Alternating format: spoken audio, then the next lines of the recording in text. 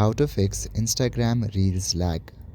Hello everyone, in this video I'm gonna show you how you can fix the problem if the Instagram Reels are lagging. Now these kind of problem might arise due to various reasons.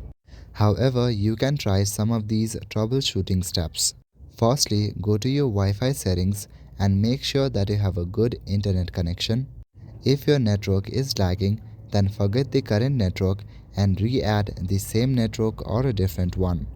Doing this can help you get a stronger network. Also, try to clear cache.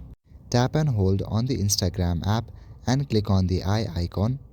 In the app info, scroll down and tap on storage. Inside storage, you will see the cache option. Tap on clear cache at the bottom right corner to clear your cache. After this, again go back to your home page.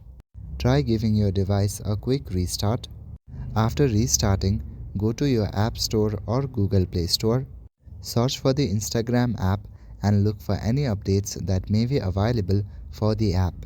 If there are updates available, then update those. So that is it for this video. I will see you in the next one.